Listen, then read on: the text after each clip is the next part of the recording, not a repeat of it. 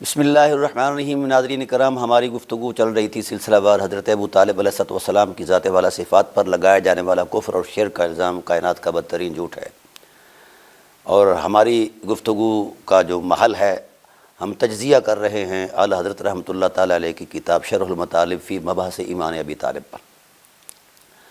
اب اس پر جو مندرج آیات ہیں ان کا تجزیہ کر رہے ہیں۔ یہ آیت جو ہے، ہم نے سورہ انعام کی 26 نمبر آیت پر ہماری 2 نشستیں پہلے ہو چکی ہیں، اب یہ تیسری نشست ہے۔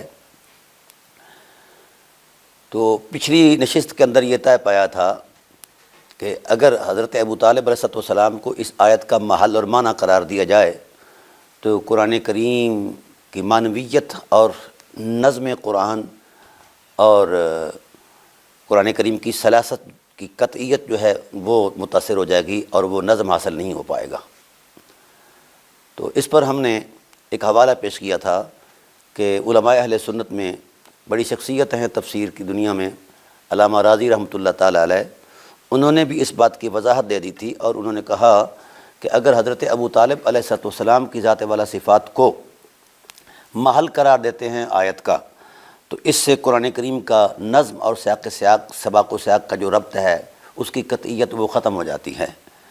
تو اس پر یہ انہوں نے الفاظ کہے، فَلَوْ حَمَلْنَاهُ عَلَىٰ أَنَّ أَبَا طَالِبٍ كَانَ يَنْهِي عَنْ إِيذَائِهِ لِمَا حَصَلَ هَذَا النَّظْمُ، اگر اس بات کو مان لیا جائے ابو طالب علیہ السلام کے بارے میں یہ آیت کا نزول، تو قرآن کریم کا نظم ٹوٹ جائے گا۔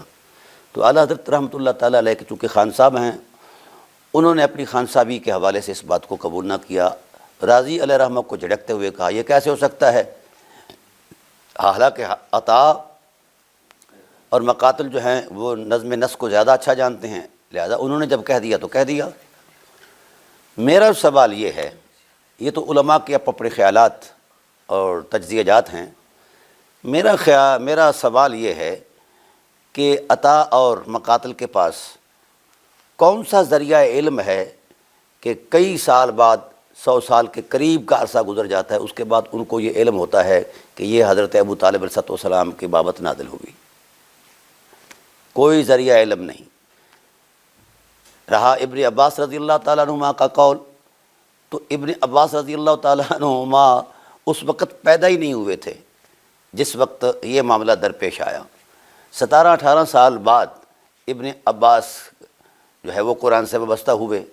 تعجب خیز بات یہ ہے کہ جو اس وقت موقع پر موجود تھے ان میں سے کسی شخص نے بھی یہ نہیں بات کی، نہ رسالت پناہ عالم صلی اللہ علیہ وسلم نے کی ہے، اور نہ ہی اہل بیت نے کی ہے، نہ بنی ہاشم نے کی ہے، نہ کبار صحابہ نے کی ہے۔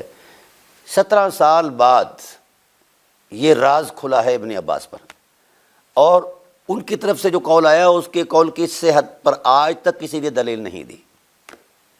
تو گویا یہ ڈرامہ جو ہے اس کی کوئی دینی حیثیت ہی نہیں ہے، اور اگر ہو بھی صحیح ان کا قول بالفرض والمحال تو بھی دیوار پر پٹکنے کے لائق ہے۔ اس کی وجہ یہ ہے کہ قرآن کریم کا نظم قطعی ہے۔ ابن عباس کی حرمت کو ہزاروں سلام، مگر اور قرآن کریم کی قطعیت کے خلاف اگر ان کا قول آتا ہے تو اولاً تو ہمارا یقین یہ ہے کہ ان کا یہ قول ہی نہیں ہے، آ بھی جائے تو بھی قابل قبول نہیں ہے۔ ہاں، اس کی وجہ یہ ہے کہ قرآن کریم کا ایک نظم ہے، سباق و سیاق ہے، ربط کلام ہے، اور اس کی سلاست اور روانی کا ایک حسن ہے، اور قرآن کریم کا سارا سٹیٹس ہی ختم ہو جائے گا۔ اب اگر بالفرض والمحال مان لیا جائے کہ یہ حضرت ابو طالب علیہ السلام کی شان میں نازل ہو گئی، ٹھیک، ابن عباس کے قول کو بالفرض والمحال مان بھی لیا گیا ہو کہ یہ حضرت ابو طالب علیہ السلام کی بابت نازل ہوئی، تو اب اس کا مطلب یہ ہے کہ جو صحیح محل تھا قدرت کی نظر میں وہ ابو طالب تھے، لہذا ان کی بابت اس نے یہ نازل فرما دی ہے۔ تو باقی جتنے بھی کفار مکہ کے جتنے بھی استہزاءات تھے، جتنے بھی جو سباق و سیاق کے کلام کے اندر موجود ہیں، پوری سورہ کے اندر موجود ہیں، تو اس کا مطلب یہ ہے کہ باقی سارے کفار مکہ جو کچھ کہتے رہے کرتے رہے ان کے لیے وہ سب جائز تھا، ان کے لیے ان کی مذمت میں تو آیا ہی نہیں ہے، یہ آیا ہی حضرت ابو طالب علیہ السلام کی مذمت میں قرآن ہے۔ تو اب یہ معنی اور محل اگر قرار دے دیا جائے تو پورے قرآن پاک کی قرآنیت کا تقدس پامال ہوگا، اور قرآن کریم کے اندر کفار مکہ کے رویوں کے جواز کی جناب والا صورت میسر آتی ہے۔ تو ناظرین کرام، یہ جاہل سے جاہل آدمی بھی اس بات کو نہیں قبول کرتا۔ اس کی وجہ یہ ہے کہ شان نزول کو ہی اگر محل مان لیا جائے تو پھر جو مقصود متکلم ہے وہ فوت ہو جاتا ہے۔ مقصود متکلم خود موجود ہے، کلام الہی کے اندر مقصود متکلم خود موجود ہے کہ کفار کہتے تھے ان ھذا الا اساطیر الاولین، یہ قرآن پرانی کہانیاں ہیں، اور حضور معجزات دکھاتے تو کہتے ان ھذا الا سحر مبین، یہ جادو ہے، فلاں فلاں، یہ چیزیں میں پہلے ڈسکس کر چکا ہوں۔ تو گویا اب قرآن کریم کا ہدف جو ہے وہ کفار مکہ نہیں رہے، بلکہ حضرت ابو طالب علیہ السلام جو محسن رسالت ہیں وہ بن گئے۔ یہ ہے وہ ڈرامائی فراڈ جس کی نہ عقل کے اندر گنجائش ہے، نہ فکر کے اندر ہے، نہ شعور کے اندر ہے، اور نہ ہی علم اور دیانتداری کے اندر ہے۔ تو اس طرح کی باتیں جو ہیں، اچھا اب اعلیٰ حضرت رحمۃ اللہ تعالیٰ علیہ سے کوئی پوچھے کہ جب علماء متقدمین نے اس بات کی توثیق کر دی ہے، یہ علامہ ابن کثیر ہیں، وہ بھی کہتے ہیں کہ قول اول جو ہے وہی اظہر تر ہے، وہذا القول الازہر، یہ قول اول جو ہے یہی ظاہر تر ہے۔ اس کی وجہ یہ ہے کہ نظم نص اسی قول سے متعلق ہے اور مقصود متکلم بھی یہی ہے۔ اب میں چیلنج کرتا ہوں ملت بریلویہ کو کہ الحمد کی الف سے لے کر والناس کے سین تک ایک حرف دکھا دو کہ قرآن کریم کے کسی حرف نے کسی ایسے شخص کی مذمت بیان کی ہو جس نے رسول اللہ سے وفا کی ہے۔ جس نے رسول اللہ صلی اللہ علیہ وسلم کی وفا میں 4 نسلوں کا خون دیا ہے، اس کی بابت یہ سوچنا تو ویسے ہی جہالت کی انتہا ہے۔ تو ان قولوں کی کوئی حیثیت نہیں، نہ اس کی کوئی دینی وجہ ہے، سمجھ آ گئی۔ نظم نص قطعی ہے، اور اس قول کو تو ظنیت بھی حاصل نہیں ہے۔ تو اب اس سارے جوڑ توڑ میں نے جب اعلیٰ حضرت علیہ رحمہ کی اس کتاب کا جائزہ لیا ہے شرح المطالب کا، تو اس سارے جوڑ توڑ کے اندر مجھے یوں ہی لگا ہے کہ اعلیٰ حضرت رحمۃ اللہ تعالیٰ علیہ نے ہدف بنا کے حضرت ابو طالب علیہ السلام کی تکفیر کی ہے، اور اعلیٰ حضرت کے پاس کوئی ایک حرف بھی بطور نص ایسا موجود نہیں۔ الحمد کی الف سے لے کر والناس کے سین تک ایک حرف ایسا نہیں جس کی دلالت حضرت ابو طالب علیہ السلام کے کفر میں قطعی ہو۔ اور تعجب تو اس بات پر ہے کہ اس سارے سلسلے کو نبی نہیں جانتے، مقاتل جانتا ہے، نبی نہیں جانتے، عطا جانتے ہیں 80 سال بعد 100 سال بعد۔ تو اس طرح کا ڈرامہ اب نہیں چلے گا۔ ہاں یہ الگ بات ہے کہ جو اموی دین کے ترجمان ہیں انہوں نے ہر صورت یہ کھیل کھیلنا ہے، اور یہ کھیلا گیا ہے۔ اس کی وجہ یہ ہے کہ امویوں کا ہدف ہی یہی تھا کہ اہل بیت علیہ السلام کی توہین کی جائے ہر لحاظ سے، اور انہوں نے کی ہے۔ اور اعلیٰ حضرت رحمۃ اللہ تعالیٰ علیہ نے اموی دین کی گواہی دیتے ہوئے یہ کتاب لکھی ہے۔ اس کے علاوہ اس کی کوئی جواز کی صورت نہیں ہے۔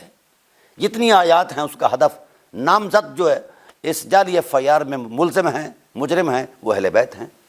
کسی ایک کافر کا نام نہیں لیا، کسی ایک مشرک کا نام نہیں لیا، جن کا کفر واضح تھا، جن کا شرک واضح تھا، جو شرک کی حمایت میں رسول دو عالم صلی اللہ علیہ وسلم پر تلواریں چلاتے رہے، ان کا نام نہیں لیا اعلیٰ حضرت نے، نہیں جرت پڑی۔ چونکہ عمومی دین کو ہی پرموٹ کرنا تھا، لہذا جناب نے اہل بیت نبوت پر ہی حملہ کر دیا۔ اور تعجب تو اس بات پر ہے، ہمارا تفسیر کا سارا اثاثہ جب ہم اس پر غور کرتے ہیں تو شرم آتی ہے ہمیں کہ ہدف بنائے گئے حضور کے وہ مقدس رشتے جن کی تکریم خود رسالت پر واجب ہے، رسول کی ماں، وہ ہمارے اثاثہ تفسیر میں ہدف ہیں، ان کی تکفیر کی گئی ہے، ان کو مشرک ثابت کیا گیا ہے بڑے مضبوط پیرائے میں۔ رسول کے باپ کو ہماری حدیثوں کی کتابوں کے اندر مشرک قرار دیا گیا ہے۔ رسول کا ہر وہ مقدس رشتہ جس کی تکریم خود ذات رسالت پر واجب ہے، قرآن کہتا ہے نشکر لی ولوالدیک والی المصیر، میرے ابھی میرا شکر ادا کرو اور ان ماں باپ کا بھی شکر ادا کرو جن کے وجود اقدس سے آپ کو وجود ملا ہے۔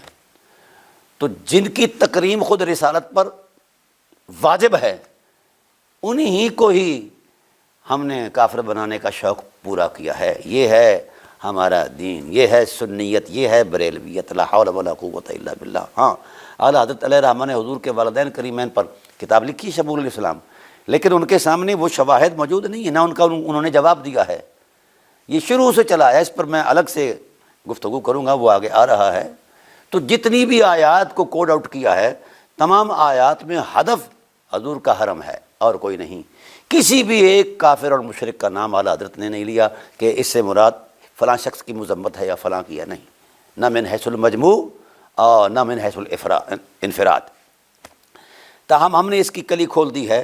مجھے بتایا جائے مقاتل اور عطاء ابن ربا اور جتنے بھی لوگوں کا نام آتا ہے اس حوالے سے، خواہ ابن عباس ہی کیوں نہ ہو، مجھے بتایا جائے ان کے پاس ذریعہ علم کیا تھا، جس ذریعہ علم سے ان تک یہ حقیقت پہنچی ہے کہ یہ شان ابو طالب علیہ السلام کی بابت نازل ہوئی۔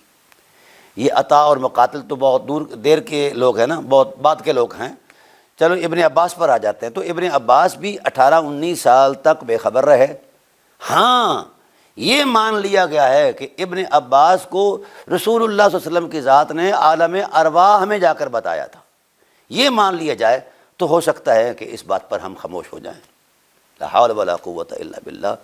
جو شخص ابھی پیدا ہی نہیں ہوا، اس نے وہ منظر آنکھوں سے دیکھا ہی نہیں ہے اور اس کا آئی وٹنس نہیں ہے، وہ شخص بیان کر رہا ہے اور اپنی پیدائش سے بھی سالوں پہلے کا ایک واقعہ بیان کر رہا ہے، اور کسی ذریعہ علم کی وہ صورت بیان ہی نہیں کر رہا کہ مجھے رسول اللہ نے یوں بیان فرمایا ہے یا مجھے میرے بابا نے بیان فرمایا۔ اور یہاں یہ ایک بات ضروری کر جاؤں کہ جو عبداللہ ابن عباس ہیں، ان کا یہ قول جو پیش کیا جا رہا ہے، یہ ان کے باپ کی فکر کے بھی خلاف ہے۔ ان کے باپ نے آنکھوں دیکھا مشاہدہ پیش کیا ہے کہ رسول دو عالم صلی اللہ علیہ وسلم نے کلمہ طیبہ کی جب تلقین کی تو آخری الفاظ میں نے اپنے کانوں سے سنے، حضرت ابو طالب علیہ السلام اس کلمے کا تکلم کر رہے تھے۔ اس پر میں نے پوری تحقیق دی ہے، اور تعجب خیز بات یہ ہے ناظرین کرام، ہمارے بریلوی علماء نے، مفتیوں نے یہ طے کر رکھا ہے، اللہ ماشاء اللہ اچھے لوگ بھی ہیں ان میں، کہ چونکہ اعلیٰ حضرت طے کر چکے ہیں اور اس سے آگے ہماری آنکھیں بند۔ میں کہتا ہوں آنکھیں نہیں بند، تمہارے دل بند ہیں، تمہارا شعور بند ہے، اور تمہاری صلاحیت فکر بند ہے۔ اس کی وجہ یہ ہے کہ تم نے اعلیٰ حضرت کو نبوت کے درجے پر فائز سمجھا ہے، نعوذ باللہ من ذالک۔ نبی اس پر کوئی کومنٹس نہیں کر رہے جن پر قرآن نازل ہو رہا ہے، اور اعلیٰ حضرت جو ہیں وہ اس پر اپنا تبصرہ دے رہے ہیں۔ کون ہوتے ہیں اعلیٰ حضرت؟ 1200 سال پہلے کی کسی حقیقت کو کسی ایک جعلی تصور سے پیش کر کے ایک مذہب تراش رہے ہیں، گھڑ رہے ہیں۔ کیا ہے ان کی حیثیت؟ اعلیٰ حضرت علیہ الرحمہ اپنی علمی تباہر میں بے شک عالم دین ہیں، اور کچھ لوگ ان کو مجدد بھی کہتے ہیں، وہاں بدایون کے لوگ تو ان کو مجدد بھی نہیں کہتے۔ کچھ بھی ہو تو کسی مجدد اور محدث کا قول جو ہے وہ دینی سند کی حیثیت رکھتا ہے، وہ دلیل شرعی کی حیثیت رکھتا ہے؟ ایسا کچھ بھی نہیں ہے، یہ اندازے ہیں، واہی خیال ہے، جعلی خیال ہے، اس کے پیچھے دلیل ہی کوئی نہیں ہے۔ یہ قرآن کریم کی تقدس معاب قطعیت کے خلاف ہے۔ تو بڑے بڑے ائمہ اہل بیت یہ کہہ چکے ہیں کہ ہمارا کوئی قول قرآن کے مزاج کے خلاف ہو تو اس کو دیوار پر پٹک دو۔ اس لیے ہم نے اعلیٰ حضرت رحمۃ اللہ تعالیٰ علیہ کے اس نظریے کو جو تکفیر ابو طالب علیہ السلام پر مبنی، ہم دیوار پر پٹکتے ہیں اور اس کو جھٹلاتے ہیں۔ اس جعلی تصور دین کو ہم مسترد کرتے ہیں اور پوری امت مسترد کر دے۔ آج کے جو بریلوی صاحبان، مفتی صاحبان بڑی شد و مت کے ساتھ ان حقیقتوں کو ساتھ لے کر مطلب اعلیٰ حضرت کو قطعی حیثیت دے رہے ہیں، اور قرآن کریم کی قطعیت کا مذاق ہے۔ تو اس لیے میں ناظرین کرام سے کہتا ہوں کہ بھائی یہ جال سازی کیسی ہے؟ پہلے اس جال سازی کا مقدمہ بنایا گیا سورہ توبہ کی آیت نمبر 113 کے اندر، کہ آخری ایام میں ان پر دین پیش کیا گیا تو انہوں نے انکار کر دیا، اور رسول پاک نے فرمایا کہ میں اس وقت تک دعا کرتا رہوں گا جب تک کہ مجھے روک نہیں دیا جاتا۔ تو پھر آیت آ گئی، اس کا بھی آپریشن انشاءاللہ العزیز میں اگلے نشستوں میں کروں گا صرف اتنی بات تو مجھے بتا دیا جائے، مقدمہ اور ایف آئی آر تو ہے 10 سن نبوی کی، اور یہ وقوع ہے 5 سن نبوی کا، اس میں تو وہ فوت ہی نہیں ہو رہے، اس میں تو کوئی ایسی صورت ہی نہیں ہے۔ تو گویا یہ جعلی ایف آئی آر، یہ ایک دوسرے کے ما حاصل مطالعہ کو جھٹلا رہی ہیں یہ ایف آئی آر۔ اب اس ایف آئی آر کو مانا جائے یا اس ایف آئی آر کو مانا جائے، دونوں جعلی اور جھوٹی ایف آئی آر ہیں، اور قرآن کریم کے تقدس مآب حرمت پر یہ حملہ ہے، اور قرآن کریم کی معنوی تحریف ہے، رسالت پر بہتان ہے، نبوت پر بہتان ہے، اور ذات وحدہ لا شریک پر بہتان ہے۔ مجھے بتا دیا جائے یہ جو نصوص آئی ہیں 26 آیات سورہ انعام کی، ان میں سے ایک حرف تو کوئی ثابت کر کے دے کہ بطور نص اللہ نے اس بات کا ارادہ کیا ہو۔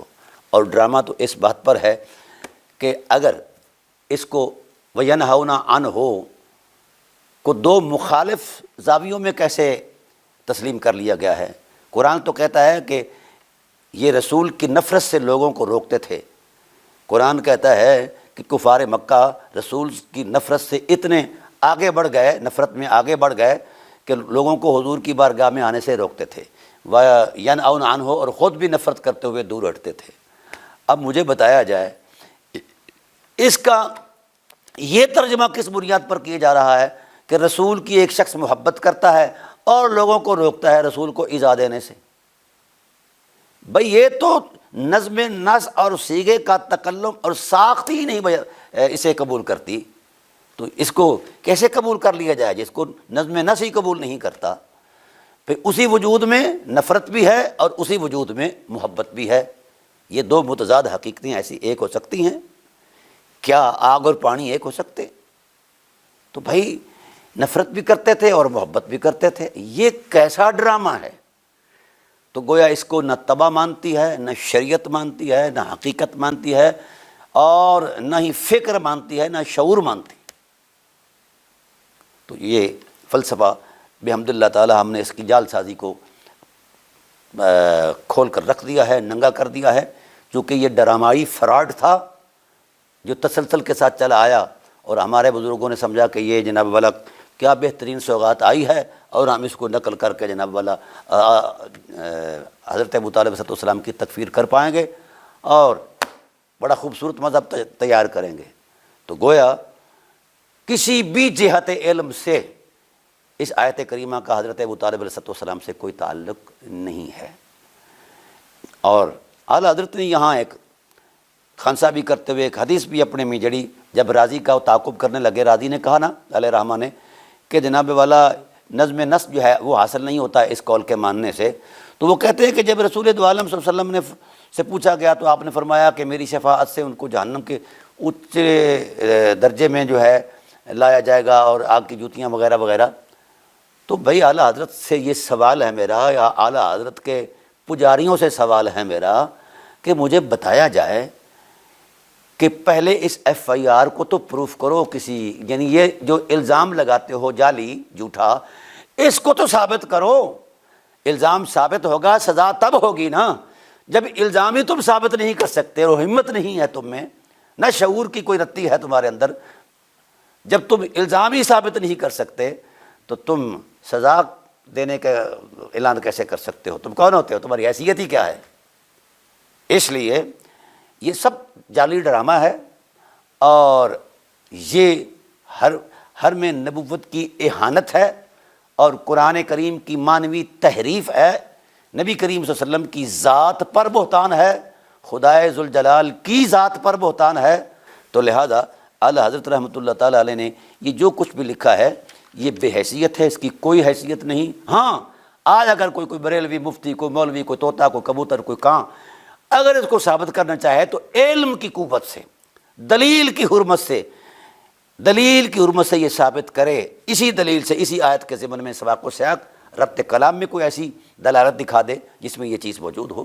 تو ہم تو دلیل کے بندے ہیں، ہم دلیل کو مانتے ہیں، مذہبوں کو نہیں مانتے۔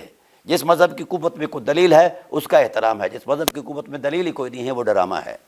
تو لہذا اموی دین والوں سے گزارش کر رہا ہوں کہ اس آیت کے دائرہ اثر کے اندر مجھے کوئی ایک ایسی دلالت دکھا دو دلیل سے، اگر آپ کے دامن میں ہے، اگر نہیں ہے تو پھر تسلیم کرو کہ ہم نے جھوٹ بولا ہے، نبوت پر بھی جھوٹ بولا ہے، رسالت پر بھی جھوٹ بولا ہے، قرآن پر بھی جھوٹ بولا ہے، خدا پر بھی جھوٹ بولا ہے، حضرت ابو طالب علیہ السلام پر بھی جھوٹ بولا ہے۔ اب میں انتظار میں ہوں کہ آپ اس میری بیان کردہ گفتگو پر کس وقت گرفت کرتے ہیں، اور اسی آیت کے ماحول کے اندر کون سی ایسی دلیل مہیا کرتے ہیں جس کے اندر قطعیت ہو، کیونکہ ثبوت الزام کے لیے ضروری ہے کہ دلیل قطعی ہو، شواہد یقینی ہوں، غیر یقینی شواہد قابل قبول نہیں، ادھر ادھر سے پکڑ دکڑ نہیں ہے۔ تو ہم نے یہ آپ کے سامنے رکھ دیا ہے کہ اس قول کی قرآن کریم کے مد مقابل کوئی حقیقت اور حیثیت نہیں ہے۔ دوسری بات یہ ہے کہ یہ اس قول کا اس لیے وجود نہیں کہ ہمارے مفسرین اور اصولی علماء جو ہیں یہ طے کر چکے ہیں کہ کسی آیت کی شان نزول کو وہی بیان کر سکتا ہے جو وقوع کا عینی شاہد ہو۔ یہ وقوع مبصر بھی تھا، محسوس بھی تھا، لہذا اس پر حضرت ابن عباس پیدا ہی نہیں ہوئے تھے۔ یا تو ابن عباس سے وہ نقل پیش کر دی جائے کہ ان کو رسول دو عالم نے یہ واقعہ تعلیم فرمایا تھا، بس ایک ہی مطالبہ ہے میرا، یا جناب والا مقاتل یا عطا جتنے بھی علماء اس طرف ہیں ان ذرائع علم کی جناب والا ہمیں تصدیق چاہیے کسی قطعی ثبوت سے جس میں یہ طے کیا گیا ہو کہ ان کے پاس یہ ذریعہ علم تھا۔ تو اب ہم نے معارضہ دے دیا ہے کہ یہ قول اگر تسلیم کر لیا جائے تو علماء اہل سنت کے نزدیک بھی بے محل ہے، ٹھیک ہے، اور قرآن کریم کی نظم کی قطعیت کے بھی خلاف ہے، نظم نص کے بھی خلاف ہے، مشیت الہی کے بھی خلاف ہے، اور مزاج رسول کے بھی خلاف ہے۔ لہذا اس قول کو ہم مسترد کرتے ہیں قرآن کریم کے ان قطعی حقائق کی روشنی میں۔ تو اگر قول قبول کیا جائے تو پھر کلام الہی بے محل ہوگا، اور جن کی مذمت میں قرآن اترا تھا وہ دودھ کے دھلے بن جائیں گے اور ان کے لیے چھٹی ہوگی، اور جنہوں نے خدمت کی ہے، محبت کی ہے، ایثار اور وفا میں انتہا کر دی ہے، اس بارے میں مطلب ہے پھر اگر ہم ان خدمات کو سامنے رکھ کر اس قول کو سامنے رکھیں گے تو جتنی آیات قرآن کی نازل ہوئی ہیں اس ٹائٹل پر حضور کی نصرت اور اعانت کی حرمت میں، وہ سب معطل ہو جائیں گی۔ اور دوسری بات یہ ہے کہ قرآن کریم کی نصوص جو ہیں وہ ختم ہو جائیں گی۔ قرآن کہتا ہے کہ ہم نے ابو طالب کو، ذات ابو طالب میں ذات محمد کو ضم کر دیا ہے، اور قرآن کہتا ہے کہ جو مشرک ہیں ان سے رسول دور ہو جائیں۔ رسول اس آیت کے نزول کے بعد بھی 6 سال تک پیوست رہے، آج بھی پیوست ہیں، قیامت تک پیوست ہیں۔ تو قرآن سے لڑانا جو ہے یہ علمی دیانت نہیں ہے، ایک قول کے تصور میں قرآن کو قرآن کے مخالف کر رہے ہیں۔ اب آئیے ہم مطالبہ کرتے ہیں کہ اس قول کی قطعیت پر، یعنی سند کی حرمت پر بھی آپ نظر کریں، صحت پر دلیل دیں، اور اس کے ثبوت میں قطعیت کی طاقت پیدا کریں، اور پھر اس کے بعد ربط کلام کے ساتھ، کلام الہی کے ساتھ اس کی مناسبت جو ہے وہ ثابت کریں۔ انشاءاللہ العزیز بقیہ گفتگو اگلی نشست میں کریں گے۔ وما علینا الا البلاغ۔